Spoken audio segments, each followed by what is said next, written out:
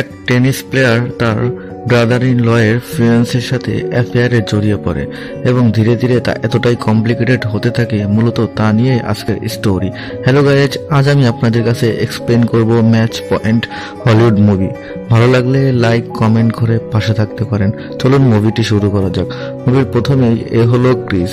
সে বলতে থাকে এই পৃথিবীতে লাকি হওয়াটা অনেক ইম্পর্টেন্ট, কেননা লাকি হওয়া ছাড়া জীবনে উন্নতি করা সম্ভব না। যখন টেনিস বল খেলা হয়, খেলতে খেলতে বলটি যখন ওপারে যায় তখন একজন এপারের লোক জিতে যায় এবং এপারে আসলে ওপারের লোক জিতে যায়। পুরো সবকিছুই হয় লাকের উপর, লাক ছাড়া কিছুই হয় না। অ্যাকচুয়ালি ক্রিস ছিল একজন সাকসেসফুল টেনিস প্লেয়ার। এর জন্য বিভিন্ন জায়গা ট্যুর করা লাগতো, কিন্তু মোটেও তার এলাভ ভালো লাগতো না, কেননা তার ট্যুর করতে একটু ভালো লাগে না এবং সে ডিসাইড করে টেনিস ইনস্ট্রাক্টর হবে। তার জন্য সে লন্ডনে চলে যায়। ওখানে একজন ইনস্ট্রাক্টর হিসেবে একটা জব পায়।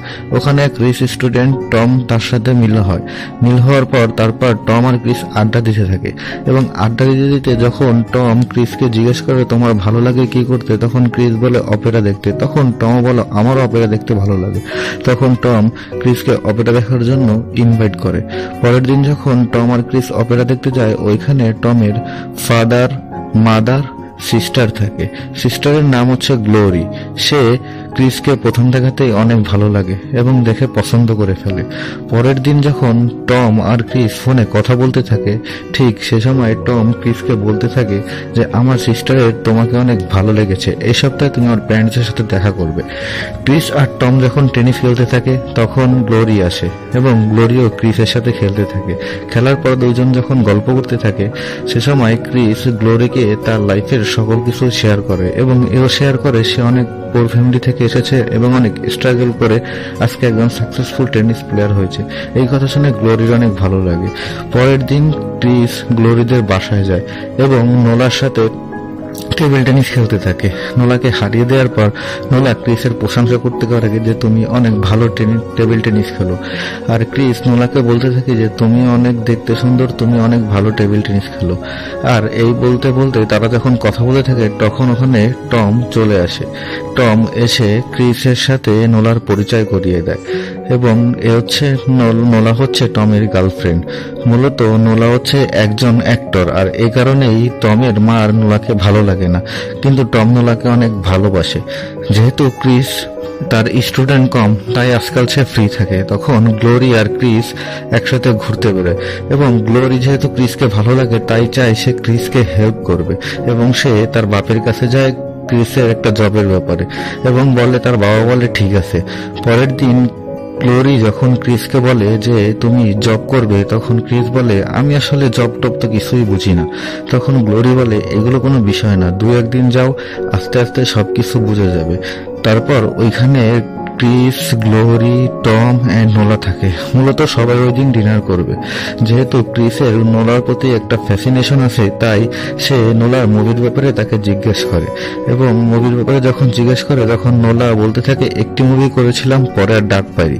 এই নিয়ে অনেক ফ্রাস্ট্রেশন থাকি, হয়তো অ্যাক্টিং ক্যারিয়ার ছেড়ে দিব। ক্রিস জবে জয়েন করে এবং ওই দিন বিকালেই ক্রিস আর গ্লোরি কিছু ডিস্ক আনে যে তারা সং শুনবে আর রাতে ডিনার করবে। ঠিক ওই সময় গ্লোরি ক্রিসকে বলতে থাকে টম আর নোলা ডিনারের জন্য ডেকেছিল, কিন্তু আমি না বলে দিয়েছি। যেহেতু ক্রিসের নোলার প্রতি একটি ফ্যাসিনেশন আছে, তাই সে নোলাকে বলে যে আমরা তো প্রতিদিনই টাইম স্পেন্ড করতে পারবো, কিন্তু ওদের সাথে তো ডিনার করা হবে না। তাই বলে তারা ডিনারে যায়, কিন্তু ওই দিন নোলার অডিশন থাকে, তাই নোলা আসে না, টম একা আসে। পরের দিন ক্রিস নোলার সাথে অডিশনের ওইখানে দেখা করতে যায়। যেহেতু অডিশন, নোলা একটু অ্যাবস্ট্রাক্ট থাকে। তারপর নোলার সাথে ক্রিস সঙ্গ দেয় এবং নোলা যখন অডিশন দিতে যায়, দিয়ে যখন আসে তখন তার মুডটা ভালো থাকে না, চলো আমরা একটু ড্রিঙ্কস করব। তাই বলে তখন তারা ড্রিঙ্কস করতে করতে নোলা আর ক্রিস গল্প করতে থাকে এবং নোলা তাকে বলতে থাকে তার বাবা তাকে ছোটবেলায় ছেড়ে চলে যায়, সেই থেকেই তার লাইফে সাকসেস হওয়ার জন্য অনেক দরকার, তাই সে অ্যাক্টিং প্রফেশনাল আসে। তখন ক্রিস থেকে টমের রিলেশন ব্যাপারে জিজ্ঞেস করে। তখন নোলা বলে একটা পার্টিতে টমের সাথে পরিচয় হয় এবং সেখান থেকে তাদের আস্তে আস্তে রিলেশন বিল্ড আপ হয়। কিন্তু যেহেতু টমের মা নোলাকে পছন্দ করতো না, এর জন্য নোলা অনেক ফ্রাস্ট্রেশন থাকতো। এবং তখন ক্রিস বলে আমারও মা টমের মাকে ভালো লাগে না। তখন নোলা বলে সে তো তোমাদের জন্য অনেক কিছুই করছে, কিন্তু অ্যাকচুয়ালি টম বয়ফ্রেন্ড হিসাবে অনেক বোরিং, সেই হিসাবে তুমি অনেকটা ঠিক আছো, তোমাকে আমার অনেক ভালো লাগে। তাই বলার পর ক্রিস একটু হতবাক হয়ে যায় এবং সে নোলার দিক তাকিয়ে থাকে। তার পরের দিন তারপর তারা উইকেন্ডে সবাই মিলে ঘুরতে যায়। সেখানে নোলা, ক্রিস সবাই থাকে। সেখানে নোলা আর টমের মার মধ্যে কথা কাটাকাটি হয়। যেহেতু নোলা অ্যাক্টিং করতো সেই নিয়ে কথা কাটাকাটি হয় এবং নোলা রাগ হয়ে বাইরে চলে যায়। তাই দেখে ক্রিস নোলার পিছু পিছু যায় এবং পিছু পিছু যায় যখন সে নোলার কাছে যায়, নোলার সাথে কথা বলতে থাকে, তখন নোলা বলে এগুলো মোটেও ঠিক না। তাই বলে তারা দুজনে কিস করে এবং কিস করে ওইখানে ইন্টিমেট হয়ে যায়। যাওয়ার পরে তারপর দিন থেকে নোলা ক্রিসকে অ্যাভয়েড করে। তাই দেখে ক্রিস নোলার কাছে যায় এবং জিজ্ঞেস করে। নোলা তখন বলে আমরা দুজনের সাথে ইনভলভ, সো আমাদের এগুলো করা ঠিক না। ক্রিস গ্লোরিকে বিয়ে করে ফেলে। তারপর তারা একটি বাসা দেখতে যায়। বাসা দেখতে গেলে ক্রিস গ্লোরিকে বলতে থাকে এই বাসা আমার পক্ষে অ্যাফোর্ড করা সম্ভব না। গ্লোরি তখন বলে সমস্যা নাই, আমার বাবা আছে তো। পরের দিন টম আর ক্রিস টেনিস খেলতে থাকে। তখন টম ক্রিসকে বলতে থাকে নোলার সাথে তার আর অ্যাফেয়ার নেই, কেননা তার মা চায় না এবং তার মা চায় তার কাজিনকে সাথে টমের বিয়ে দিতে। তারপর থেকেই ক্রিস একটু ভাবতে থাকে এবং সে নোলাকে ফোন করার চেষ্টা করে, কিন্তু ফোনে পায় না। নোলার বাসায় যায় কিন্তু বাসায়ও পায় না এবং গ্লোরি চায় যে তারা একটু সংসার করবে, একটু বাচ্চা নিতে, কিন্তু কোনোভাবেই ক্রিস এতে রাজি থাকে না। কিন্তু গ্লোরির জন্য তার রাজি হতে হয়। টমও তার কাজিনকে বিয়ে করে ফেলে এবং গ্লোরি আর তার ফ্রেন্ড আর্ট গ্যালারিতে যায় এবং ক্রিস অফিসে থাকে। ক্রিসও গ্লোরির সাথে দেখা করতে যাওয়ার কথা ছিল এবং সে ওখানে যায়, কিন্তু ওখানে যাওয়ার পর তার নোলার সাথে দেখা হয়ে যায় এবং সে নোলার কাছে এসে বলতে থাকে এতদিন তুমি কোথায় ছিলে, তোমাকে কত খুঁজেছি আমি। তখন নোলা বলে এসবের এখন কি পয়েন্ট, তোমার তো বিয়ে হয়ে গেছে, এসব কথা বলে এখন তো কোনো লাভ নাই, তোমাকে না বলছি ভুলে যাও। ঠিক তখনই ওইখানে গ্লোরি আসে এবং গ্লোরির সাথে নোলা কথা বলতে থাকে। যেহেতু তার ভাইয়ের সাথে রিলেশন নাই, তার অকওয়ার্ড লাগে এবং সে আরেকজনের সাথে কথা বলতে চলে যায়। তারপর ক্রিস নোলার কাছে তার নাম্বার চায়। নোলা একটু ভেবে তাকে নাম্বার দিয়ে দেয় এবং তারপর থেকে তাদের মধ্যে একটা সম্পর্ক ইন্টিমেট হয়ে যায় এবং তারা ওরকম ভাবেই সম্পর্ক থাকতে থাকে, চলতে থাকে।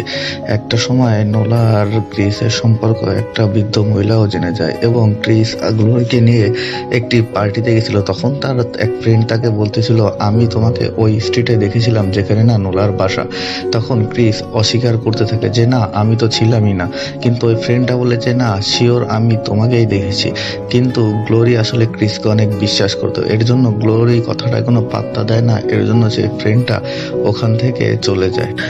ধীরে ধীরে ক্রিস আর নোলার সম্পর্কে আরো গভীর হতে থাকে এবং ক্রিস নোলাকে বলতে থাকে যে আমার গ্লোরিকে আর ভালো লাগতেছে না, আমি ওর সাথে সংসার করতে চাই না, আমি ভাবতেছি ওকে সবকিছু ভুলে দেব। এবং নোলাও আস্তে আস্তে ক্রিসের প্রতি দুর্বল হয়ে পড়ে। তারপর একদিন ফ্যামিলির সবাই মিলে একটা পার্টিতে যায় এবং সেখানে নোলা ক্রিসকে ফোন করে এবং তাকে বলে যে এখনই তুমি আমার বাসায় আছো। তখন ক্রিস ওইখানে একটি অজুহাত দেখিয়ে চলে যাওয়ার চেষ্টা করে, কিন্তু গ্লোরি কোনোভাবেই তাকে যেতে দেয় না এবং নোলা তাকে রাতে আবার ফোন করে এবং বলে সে প্রেগনেন্ট হয়ে গেছে। পরের দিন সকালে ক্রিস নোলার বাসায় যায় এবং তাকে বলে এগুলো হলো কিভাবে। তখন নোলা বলতে থাকে আমি কি জানি নাকি, তুমি তো জানো।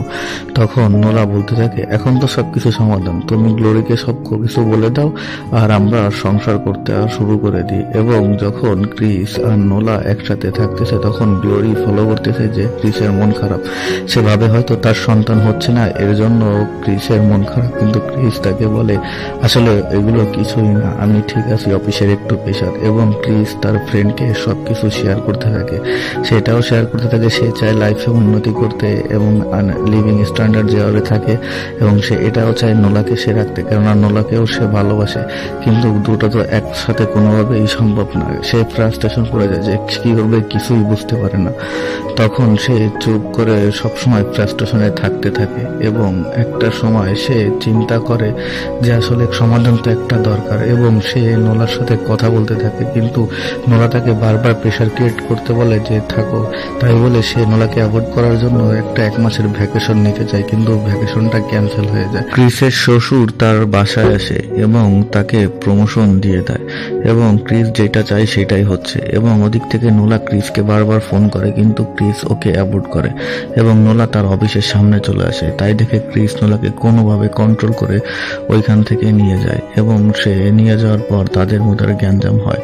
এবার নোলা বলতে থাকে তুমি না বললে আমি গ্লোরিকে সব বলে দেব। তখন ক্রিস ফ্রাস্ট্রেশনে পড়ে যায় এবং এদিকে তার জীবন ওদিকে তার প্রমোশন, কি করবে সে বুঝতে পারে না। পরের দিন সকালে ক্রিস তার শ্বশুরের কাছে যায়, এবং তার শ্বশুর যেহেতু সবসময় হান্টিং করতো তাই তার কাছে বিভিন্ন ধরনের গান থাকে, এবং তার শ্বশুর চলে যাওয়ার পর ক্রিস ওইখান থেকে একটি গান নেয় এবং বাসায় নিয়ে আসে। গ্লোরি যখন ব্যাগের কাছে যেতে চায়, ক্রিস তখন তাকে ডেক দিয়ে নিয়ে যায়, এবং নিয়ে যাওয়ার পর ক্রিস তাকে বলতে থাকে যে কালকে আমরা সিনেমা দেখতে যাব। তাই শুনে গ্লোরি অনেক খুশি হয়। পরের দিন সকালে ক্রিস নোলাকে ফোন করে এবং সে নোলাকে বলতে থাকে আমি গ্লোরিকে সব বলে দিয়েছি, এবং নোলা তাকে বলে সন্ধ্যা 7টায় দেখা করতে। সন্ধ্যা 7টা বাজার 1 ঘন্টা আগে ক্রিস নোলার বাসায় যায়, এবং বৃদ্ধ মহিলাটি যখন গেট খোলে তখন তাকে বলে নোলা আমাকে আসতে বলেছে, নোলা একটু পরে আসতেছে, এবং সে ভিতরে যায়। ভিতরে যাওয়ার পরে সে বন্দুকটি রেডি করতে থাকে। বন্দুকটি রেডি করার পরে সে বৃদ্ধ মহিলাকে গুলি করে এবং ওইখানে ওয়েট করতে থাকে, এবং সারা ঘরবাড়ি তছনছ করে দেয়, এবং বৃদ্ধ মহিলার কাছে থাকা যত জুয়েলারি সে নিয়ে যায়, কেননা পুলিশ যাতে দেখলে মনে করতে পারে যে কয়েকবারই ডাকাতে হয়েছে। এবং কিছুক্ষণ পর বৃদ্ধ মহিলার কাছে একটি লোক আসে, এবং দরজা যখন নক করে ক্রিস দরজাটি খোলে না, এবং কিছুক্ষণ পর নোলা আসে। নোলা যখনই লিফট থেকে বেরোয় ক্রিস তাকে গুলি করে মেরে ফেলে এবং সে ওখান থেকে চলে যায়। তারপর সে গ্লোরিকে নিয়ে সিনেমা দেখতে যায়। তারপর যখন পুলিশ বাসায় আসে, এসে ওই মার্ডার 2টা লাশ দেখে, তারপর পুলিশ ইনভেস্টিগেট করতে থাকে। পরের দিন যখন নিউজ পেপারে ছবি আসে তখন দেখে গ্লোরির মা অনেক দুঃখ প্রকাশ করতে থাকে, এবং ক্রিস বন্দুকটি রেখে আসে। তারপরে একদিন দেখা যায় যে ক্রিসকে পুলিশ হেডকোয়ার্টার থেকে ফোন দেয় এবং তাকে দেখা করতে বলে। ঠিক তখনই ক্রিস একটি নদীর পাড়ে যায় এবং ওইখানে থাকা সেই বৃদ্ধ মহিলার যত এভিডেন্স থাকে সবকিছু ফেলে দেয়। ঠিক সে সময় একটি রিং নদীতে না পড়ে ওইখান থেকে রাস্তায় পড়ে, এবং ক্রিস পুলিশ হেডকোয়ার্টারে যায়। পুলিশ তাকে যখন জিজ্ঞেস করতে থাকে যে নোলাকে আপনি চেনেন, তখন সে বলে হ্যাঁ, আমার ব্রাদার ইন ল এর ফিয়ন্স ছিল।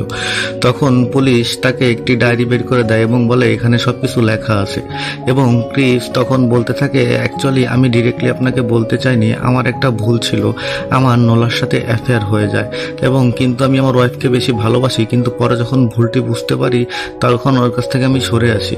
কিন্তু তাই বলে এই না যে নোলাকে আমি মার্ডার করেছি।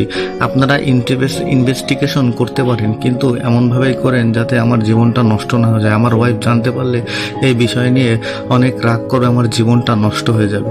তাই বলে ক্রিস ওখান থেকে চলে যায় এবং ডিটেকটিভরা ভাবে যে ওইটা ক্রিসই করেছিল। তারপর ক্রিস যখন একা একা থাকে তখন সে ইমাজিনেশন করতে থাকে, এবং নোলা তার সামনে এসে বলে আমার সাথে এটা কিভাবে করলে তুমি কি এভাবে আমার সাথে করে বেঁচে আসো? তখন ক্রিস তাকে বলে যে আমি গিল্টি নিয়ে বাঁচতেছি, কিন্তু জীবনে আমার অনেক উন্নতি করতে হবে। এবং বৃদ্ধ মহিলাটাও তখন ক্রিসকে বলে যে আমার কি দোষ ছিল। তখন ক্রিস তাকে বলে যে আপনি আমাদের বিষয়টা জানতেন, এইটাই হচ্ছে আপনার ভুল, না হলে আমি আপনাকে মারতাম না। তাই বলে ক্রিস দেখা যায় সে অনেক গিল্টির মধ্যে থাকতে থাকে। ডিটেকটিভ কেসটা সলভ করার পর ডিটেকটিভের কাছে মনে হয় যে খুনটা ক্রিসই করেছে। ঠিক তখনই অন্য ডিটেকটিভ আসে এবং বলে খুনটা ক্রিস করে নাই, খুনটা এক ড্রাগ ডিলার করেছে, কারণ বৃদ্ধ মহিলার রিংটা এক ড্রাগ ডিলারের কাছে পাওয়া যায়। এবং সেভাবেই দেখা যায় লাকের জোরে ক্রিস ওখানে বেঁচে যায়। মুভির প্রথমে ক্রিস যেমন বলেছিল জীবনে লাক অনেক ইম্পর্টেন্ট, লাক ছাড়া জীবনে কিছু করা যায় না, আর ঠিক সেটাই মুভির শেষ পর্যন্ত তার জীবনে লাক হয়ে দাঁড়ায়। কিন্তু দেখা যায় সে যদিও বেঁচে যায়, কিন্তু তার ফেজের মধ্যে এমন একটা এক্সপ্রেশন থাকে সে যেন সারা জীবন যতদিন বাঁচবে গিল্টি নিয়েই বাঁচবে, সে জীবনে এত বড় ভুল করেছে। আর এখানে মুভিটি শেষ হয়।